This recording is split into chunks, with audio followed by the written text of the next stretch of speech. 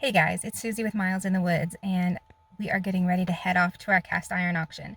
And when you go to auction, you need to make sure to pack a few things just to make it as successful of an experience as possible. First, if you have a sales tax exemption form, make sure to bring that because auction houses are required to charge sales tax unless you have that form. Second, make sure to bring all of your research. It's best to have it printed and not online because you're not guaranteed to have good internet service, especially off in the woods where we're headed.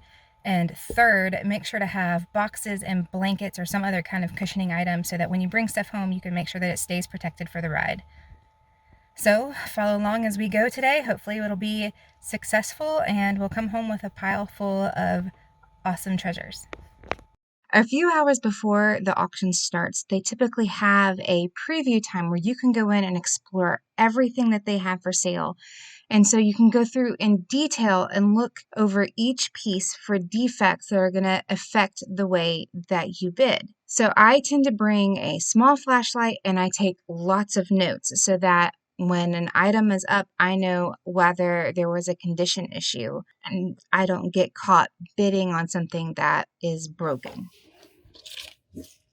One thing you're always looking for is cracks. Move it around in different lights. See that right there? It looks like a crack. It is a crack. Caleb, do you see that? Yeah.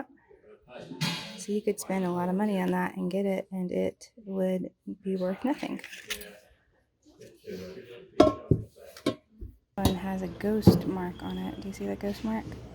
It's where they used a different mold at first, and then they made a new mold, and so it left like the ghost of a different mold. Isn't that cool?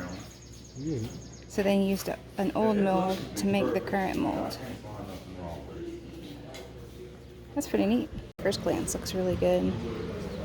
It's a slant logo, which means it's older.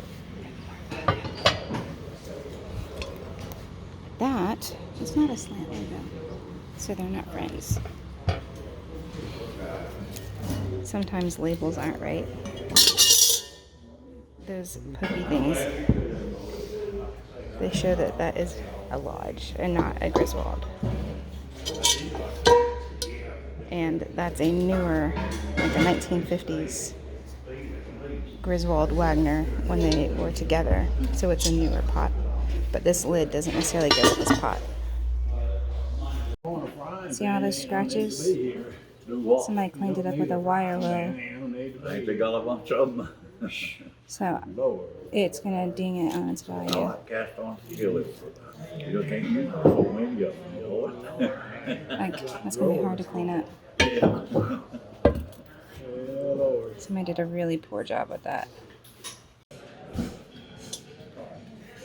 So this is an unmarked Wagner. It says made in the USA on the bottom, self-basting. And companies like Wagner would make stores like Macy's cast iron to use with their name and packaging.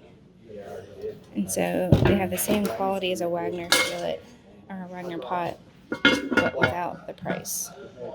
Yep, that's for an old cast iron stove. I'm guessing that this is a newer unit. New lodge. Just before the auction started, I went ahead and registered and got a buyer's number. I settled in a seat and organized all my notes so that I was able to bid confidently and wisely. 45.50, 45 bucks, 72, 68. Number 9, big block, Griswold. Number 9, Griswold, big block. It'll give me $100, give me 100. 25, 35, now 45, 45, now 55, 45, 55, 55, we got 55, 65, now 65, 65, 75, 75, 65, now 75, now 85, now 85, 75, 85, 85, 75, 85, 75 bucks front row, 7691. Dig it 25. 25, now 35, 25, 35, 35, 25, 30, 30, 25, now 30, now 35, 45, now 40, now 40, 35, 40, 35, 40, 35 bucks, 75, 65. $100